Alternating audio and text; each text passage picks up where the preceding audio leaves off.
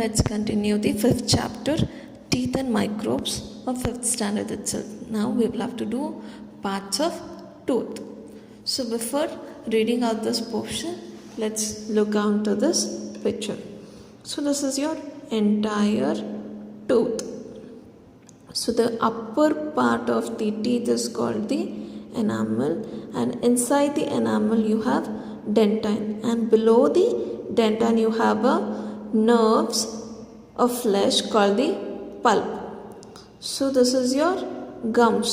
So below the gums is the root part, and above the gum is the crown part. Okay, first you have enamel, then dentine, then pulp. So above the gum is the crown part, below the gum is the root part. So next, parts of a tooth. Tooth is divided into two parts, the crown and the root. So two parts, the crown and the root. So the portion of the tooth that can be seen above the big gum is called the crown. So the part which can be seen from above the gum is called the crown. The crown is the white visible part of the tooth, whereas the part of the tooth that is inside the gum is called the root of the tooth. So visible is called the crown, not visible is called the root. So the tooth is firmly fixed in the gum. So idishtu davde. So davde ಒಳಗಡೆ ನೀಟಾಗಿ fix ಆಗಿದೆ ಈ ಹಲ್ಲು. Okay, there is a hard white covering of the tooth which protects the tooth from decaying. So ಹಲ್ಲು ಕೊಳಿದಂಗೆ ಕಾಪಾಡೋದು ಈ enamel. So white part which is very hard and which helps the tooth protect from decaying, this part is called the enamel and is made up of phosphorus and calcium. So this enamel is made up of phosphorus and calcium. The dentine lies below the enamel. Enamel ಕೆಳಗಡೆ dentine ಇರುತ್ತೆ. So and inside it lies the pulp. So dentine ಒಳಗಡೆ pulp ಇರುತ್ತೆ. The pulp is soft and has blood vessels that supply nutrition to our teeth. So the pulp inside the dentine is very soft, includes the blood vessels which supplies the nutrients to the teeth. It also has nerves to feel the sensation. So it also have nerves and it gives the sensation. This is how we experience toothache. So nerves ಇರೋದ್ರಿಂದ ನಮಗೆ ಹಲ್ಲು ನೋವು ಗೊತ್ತಾಗುತ್ತೆ. Okay, so ಹಲ್ಲು ನೋವು ಗೊತ್ತಾಗೋದ್ರಿಂದ ನಾವು immediate ಆಗಿ doctor ಹತ್ರ ಹೋಗ್ತೀವಿ. ಅರ್ಥ ಆಯಿತು ತಾನೆ ಇಲ್ಲಿವರೆಗೂ? ನೆಕ್ಸ್ಟ್ ಏನಿದೆ ನೋಡೋಣ. The next thing you will have to learn is tooth decay. Every time we eat something, small bits of food get stuck between the teeth. If we do not rinse our mouth after eating, these particles attract germs which start feeding on them and also harm the tooth enamel. Slowly, small holes are called cavities start forming in the teeth. So ಊಟ ಆದಮೇಲೆ ಏನಾಗುತ್ತೆ, ಈ ಹಲ್ಲುಗಳ ಸಂದಿಯಲ್ಲೆಲ್ಲ ನಮ್ಮ ಊಟ ಕೂತ್ಕೊಳ್ಳುತ್ತೆ. So ಊಟ ಕೂತ್ಕೊಂಡಾಗ ಏನಾಗುತ್ತೆ, ನಾವು ಅದನ್ನು ನೀಟಾಗಿ ಕ್ಲೀನ್ ಮಾಡ್ಕೊಳ್ದೇ ಇದ್ದರೆ ಅಲ್ಲಿ ಜರ್ಮ್ಸ್ ಆ್ಯಕ್ಷನ್ ಸ್ಟಾರ್ಟ್ ಆಗುತ್ತೆ. ಆ ಊಟನ ತಿನ್ನೋದಕ್ಕೆ ಬಂದು ನಮ್ಮ ಎನಾಮಲ್ನ ಕೂಡ ತಿಂತಾ ಬರುತ್ತೆ. ತಿಂತಾ ಬಂದು ಏನಾಗುತ್ತೆ, ಅಲ್ಲಿ ಹಲ್ಲು ಹುಳುಕಾಗುತ್ತೆ. ಓಕೆ, ಸೊ ಕ್ಯಾವಿಟೀಸ್ ಅಂತಾರೆ, ಹಲ್ಲು ಹುಳುಕನ್ನ ಕ್ಯಾವಿಟೀಸ್ ಅಂತ ಹೇಳ್ತಾರೆ. If not treated in time, ಈ ಹಲ್ಲು ಹುಳುಕನ್ನ ಟೈಮಿಗೆ ಟ್ರೀಟ್ ಮಾಡದೇ ಇದ್ದರೆ these cavities become bigger and start growing deeper into the tooth until they reach the pulp. So ತಿಂತ ಪಲ್ಪ್ವರೆಗೂ ರೀಚ್ ಆಗುತ್ತೆ.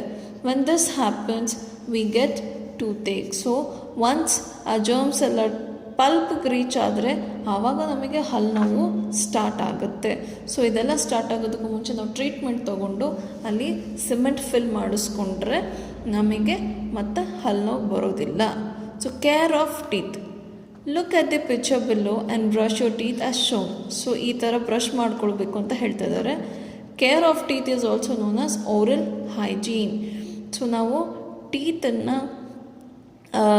ಕೇರ್ ಮಾಡೋದನ್ನ ಓರಲ್ ಹೈಜೀನ್ ಅಂತ ಹೇಳ್ತಾರೆ. So follow these simples. ಇದನ್ನು ಈ ಥರ ಬ್ರಷ್ ಮಾಡ್ಕೊಳ್ತಾ ಹೋಗಿ. Rinse your mouth well after every meal. So ಪ್ರತಿ ಊಟ ಆದಮೇಲೆ ಬಾಯಿ ಮುಕ್ಕಳಿಸ್ರಿ ಅಂತ ಹೇಳ್ತಾ ಇದ್ದಾರೆ. ಬಾಯಲ್ಲಿ ನೀರು ಹಾಕ್ಕೊಂಡು ಚೆನ್ನಾಗಿ ಮುಕ್ಕಳಿಸ್ಬೇಕು. Brush your teeth at least twice daily and especially after having eaten something sweet. So ದಿನಕ್ಕೆ 2 ಬಾರಿ ಬ್ರಷ್ ಮಾಡಿರಿ, ಸ್ಪೆಷಲಿ ಸ್ವೀಟ್ ತಿಂದಾಗ ಬ್ರಷ್ ಮಾಡಿರಿ ಅಂತ ಹೇಳ್ತಾ ಇದ್ದಾರೆ. Eat calcium rich food such as milk and milk products. ಹಾಲು ಮತ್ತು ಹಾಲಿನ ಪದಾರ್ಥಗಳನ್ನು ಚೆನ್ನಾಗಿ ತಿನ್ನಿರಿ ಅಂತ ಹೇಳ್ತಿದ್ದಾರೆ. Because it gives calcium and calcium makes your teeth strong. Do change your toothbrush every month and always use a good quality toothpaste. So ಪ್ರತಿ ತಿಂಗಳು ನಿಮ್ಮ ಟೂತ್ ಬ್ರಷ್ನ ಚೇಂಜ್ ಮಾಡಬೇಕು. ಅದೇ ಒಂದು ಟೂತ್ ಬ್ರಷ್ನ ವರ್ಷಗಟ್ಟಲೆ ಯೂಸ್ ಮಾಡೋದು ಅಲ್ಲ. ಪ್ರತಿ ತಿಂಗಳೂ ನಿಮ್ಮ ಟೂತ್ ಬ್ರಷ್ ಚೇಂಜ್ ಮಾಡಬೇಕು. ಒಳ್ಳೆ ಕ್ವಾಲಿಟಿಯ ಟೂತ್ ಪೇಸ್ಟ್ನ ಯೂಸ್ ಮಾಡಬೇಕು.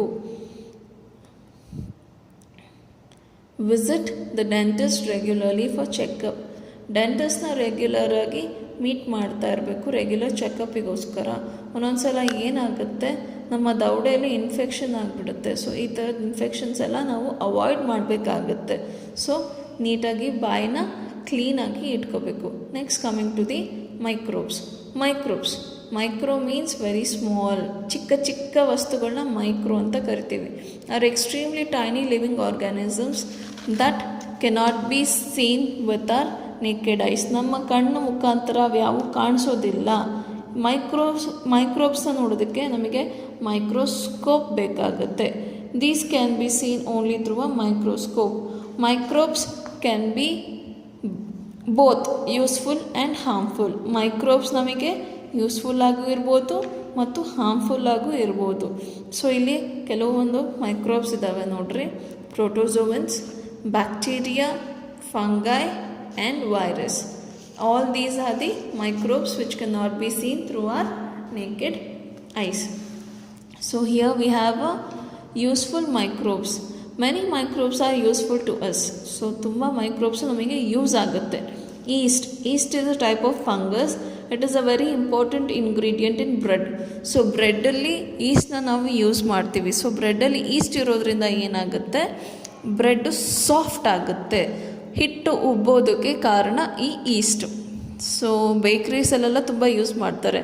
Bacteria help in turning milk into curds and cheese. So ಹಾಲು ಮೊಸರಾಗೋದಕ್ಕೆ ಕಾರಣ ಒಂದು ಬ್ಯಾಕ್ಟೀರಿಯಾ, ಲ್ಯಾಕ್ಟೋ ಬ್ಯಾಸಿಲಸ್ ಅಂತ. ಸೊ ಈ ಬ್ಯಾಕ್ಟೀರಿಯಾ ಇರೋದ್ರಿಂದ ಹಾಲು ಮೊಸರಾಗಿ ಚೇಂಜ್ ಆಗುತ್ತೆ. So some bacterias present in our elementary canal help digestion. So ನಮ್ಮ ಎಲಿಮೆಂಟರಿ ಕೆನಾಲಲ್ಲಿ ಕೆಲವೊಂದು ಬ್ಯಾಕ್ಟೀರಿಯಾಸ್ ಇರುತ್ತೆ. ಸೊ ಇದರಲ್ಲಿರುವಂಥ ಬ್ಯಾಕ್ಟೀರಿಯಾಸ್ ನಮಗೆ ಡೈಜೆಷನಲ್ಲಿ ಹೆಲ್ಪ್ ಮಾಡುತ್ತೆ. Certain vaccines and medicines are developed using some useful microbes. ಕೆಲವೊಂದು ವ್ಯಾಕ್ಸಿನ್ಸು ಮತ್ತು ಮೆಡಿಸಿನ್ಸ್ನ ಈ ಥರ ಮೈಕ್ರೋಬ್ಸ್ ಯೂಸ್ ಮಾಡಿಬಿಟ್ಟು ನಾವು ತಯಾರಿಸ್ತೇವೆ.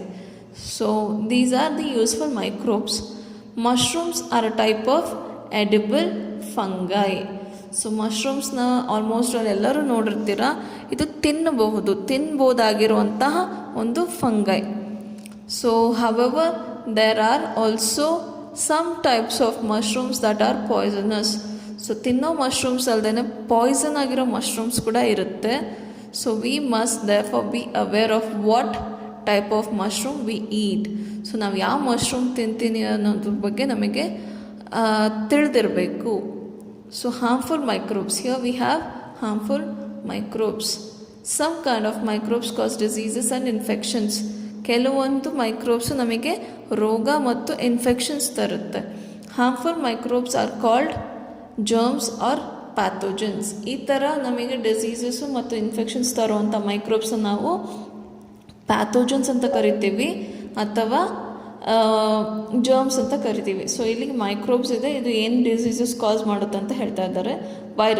ವೈರಸ್ಸಿಂದ ನಮಗೆ chicken pox, common cold, influenza which is commonly called as flu, measles ಮತ್ತು ಪೋಲಿಯೋ ಇವೆಲ್ಲ ಡಿಸೀಸಸ್ ಬರುತ್ತೆ. Okay, next is the bacteria. Bacteria ಅಂದರೆ ಟ್ಯೂಬರ್ಕ್ಯುಲೋಸಿಸ್, TB ಅಂತ ಶಾರ್ಟ್ ಫಾರ್ಮಲ್ಲಿ ಹೇಳ್ತೀವಿ.